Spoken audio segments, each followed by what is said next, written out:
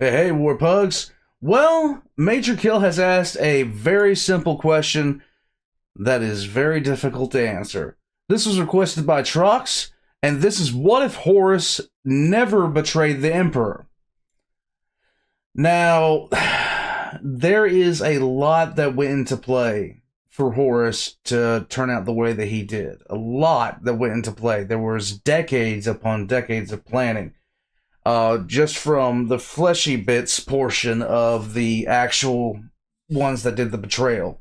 But there was so much behind the scenes stuff that went on. The Chaos Gods were planning for this before humanity ever crawled out of the ocean. This was something that was ordained upon top of ordained. So the concept of Horus never betraying the Emperor is a little bit difficult to go through. But if he hadn't, there would have been another. Now, it really depends on where one looks to figure out who would have been the big game. But you can draw some parallels. You can draw some very easy parallels. Horus was just the easiest mark out of them all. Angron would have definitely betrayed the Emperor at some point, regardless of how things went. That was going to happen. Anybody that says he wasn't is lying to themselves. Perturabo may have, but both Angron and Perturabo would not have had the sway that Horus did in turning other legionnaires, other legions. So, let's check it out. Let's see what Majorkill has to say. Guys, all of Majorkill's links are going to be in the description down below. Make sure you check them out. Check out my links as well. Leave a comment, all that kind of stuff. Let's get into it. G'day guys and gal. This video gets requested a lot. Pretty much every video I've uploaded for the last month has had a comment by Alfie with a bunch of upvotes requesting it. So, hey, I'm a man of the people. After all, everything I do is thanks to you. Enough of that cringy shenanigans. Let's begin. The Primarchs are l'espace melange of Warhammer 40k, the most powerful, engaging, and controversial characters around. So much potential in each of them, however, more often than not, that potential ends up completely wasted, as the Primarch was either killed or prematurely became a hectic demon with the personality of an evil Twitter bot from 2010. There you go. But what if that never occurred? What if Horus didn't go full bold jihadist mode on everyone? What if the Great Crusade ended and the Primarchs were allowed to fulfill the post-crusade role they had originally been intended for?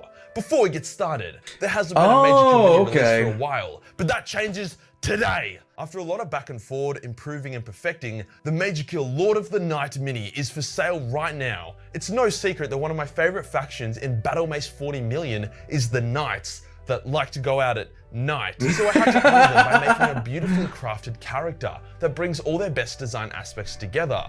We got the flayed skin cloak, the batwing helmet, the lightning cracked armor, which I'm actually really keen to see what happens when you put a shade in it.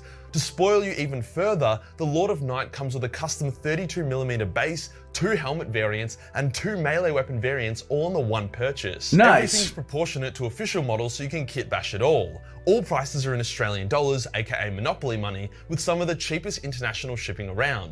Too good to pass up in my heavily biased opinion. Today we'll go over what would have become of the galaxy if the heresy never happened. Obviously there's a lot of potential random stuff that could happen, but I'll focus on what we definitely know would happen, then I'll move into what probably would have happened. Let's get into it. Let's go.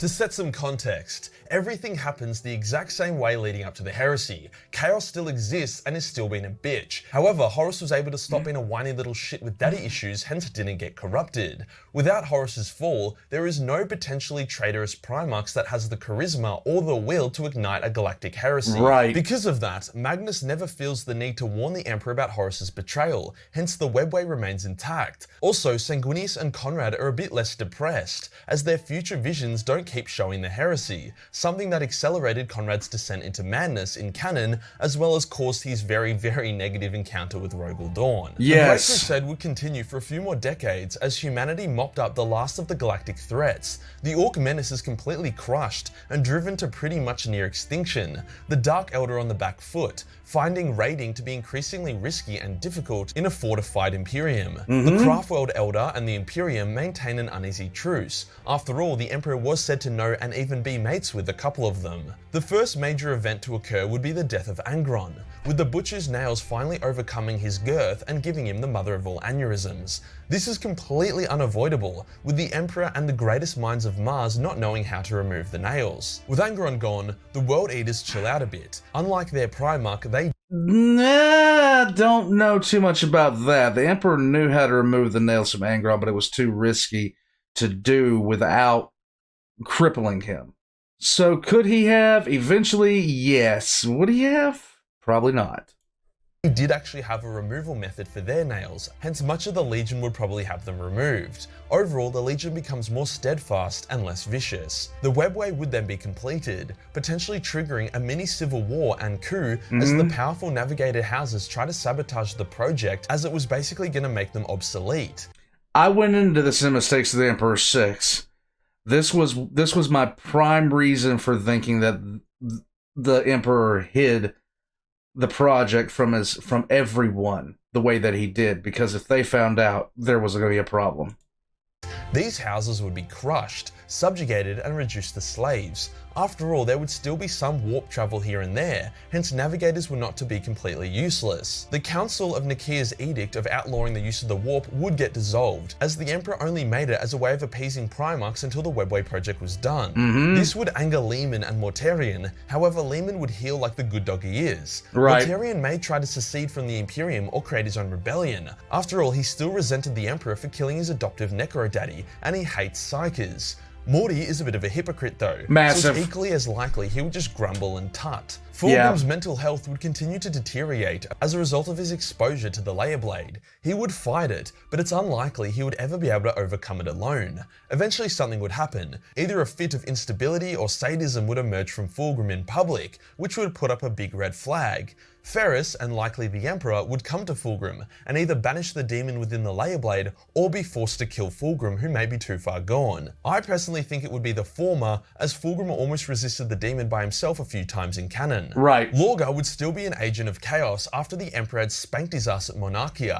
However, without Horus, he was mostly powerless. He would instigate chaos cults and subtly destabilize worlds in order to feed his hungry gods. And boy, are the chaos gods hungry. With humanity no longer relying on warp travel, as well as many of them moving into the new webway, the chaos gods' food source has dwindled dramatically. However, eventually everything would come to a head as the Emperor, Malkador, or one of the Primarchs uncovers Lorgar's treachery. There would likely be a large war as the full might of chaos throws itself behind Lorgar. Who knows, maybe a few Primarchs would die, but Lorgar most certainly would be destroyed. Perturabo would still crush his own homeworld for its rebellion against him, and he would panic that the Emperor would not forgive him. However, without a heresy to join, eventually he would face his father and be pleasantly surprised. After all, the Emperor's done way worse. It's likely, given enough time, Perty and Dawn would become friends. Since Post-crusade, there was much more time for building works of art and inventing things that weren't going to be used for war, a hobby that Dawn and Perty both wanted to share. Sadly, the Lion likely still would have returned to Caliban to find it full of traitors, hence the events of canon still play out, with Mr. Johnson ending up in a coma.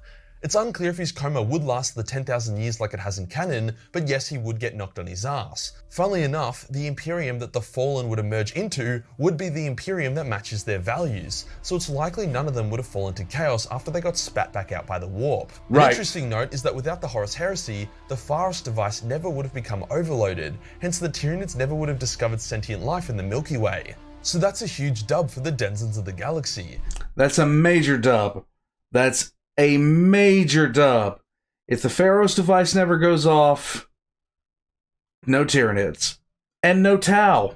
And really shows how noble bright the setting would have been without the heresy unfolding. Conrad's insanity would likely be cured by the Emperor. Conrad spoke to the Emperor in a vision, which could have just been Conrad being cuckoo, but the Emperor said that Conrad's insanity was curable and they just had to see each other one more time. So I would say that Conrad would have been okay in the end with enough therapy. Could eventually become the epic space Batman we all wanted for him. Magnus and the Emperor would explore the warp together in a much safer format. This isn't me being overly optimistic or anything, this is pretty much exactly what would happen. A couple dead Primarchs, but overall quite good.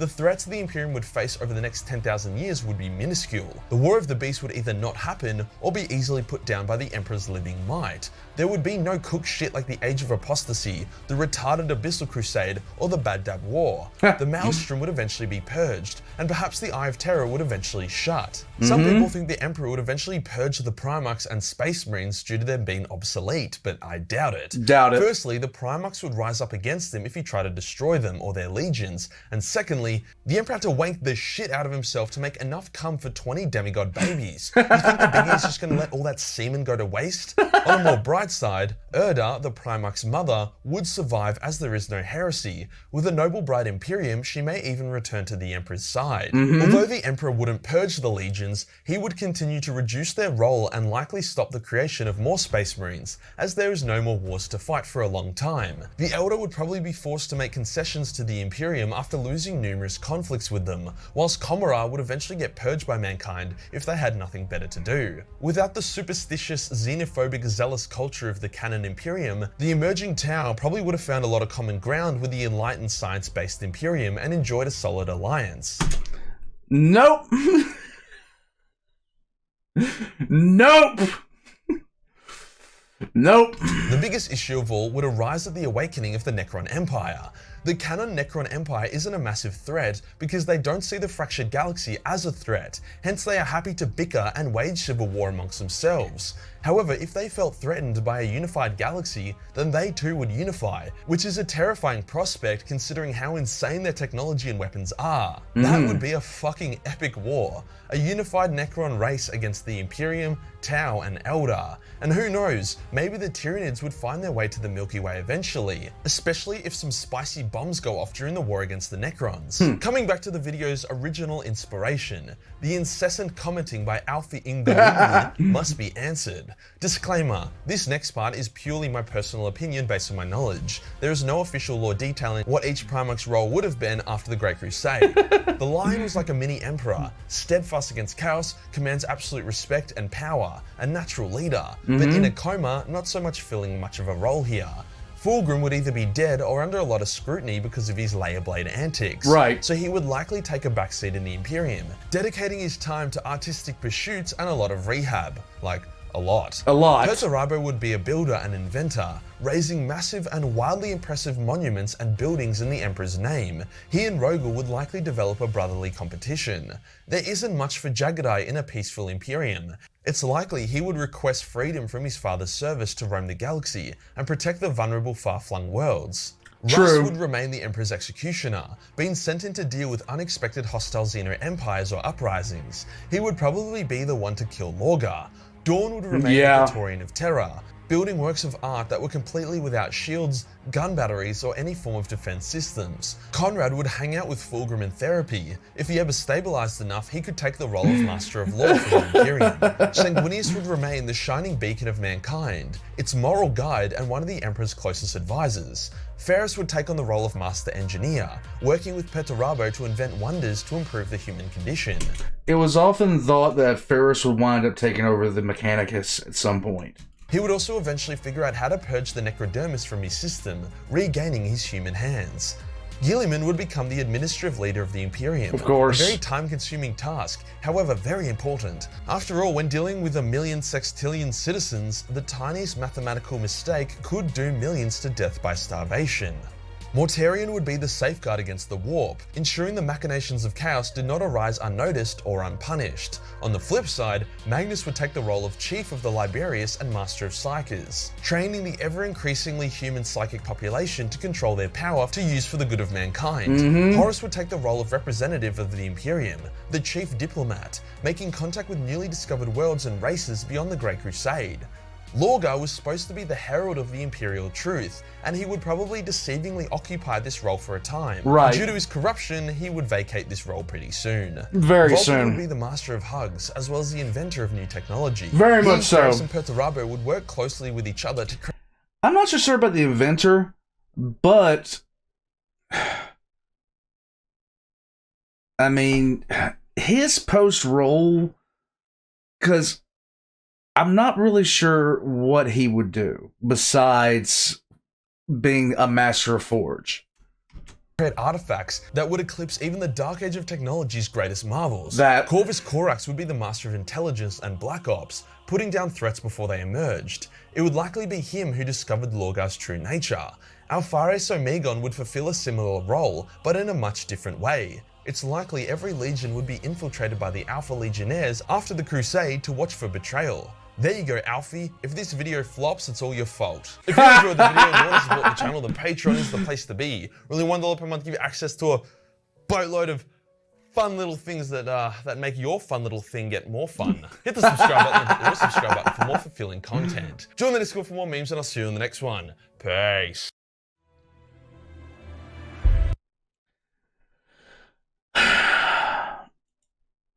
Imagine a world without Erebus. Go ahead, imagine it. I am.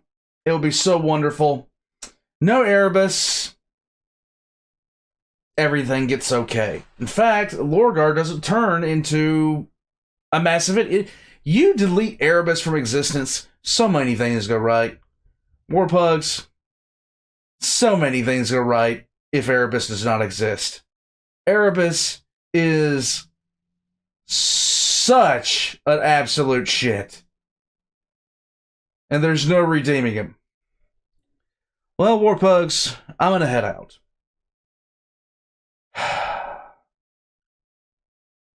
For the 50,000th time, I just wish I could delete Erebus. But then we wouldn't have 40k. We'd have an extremely noble, bright version of 40k. Where nobody really betrayed and things wound up turning out for the better and things don't suck. But we can't have that now, can we? Reason why? The Tau. Yes, the Tau. I'll catch you guys next time.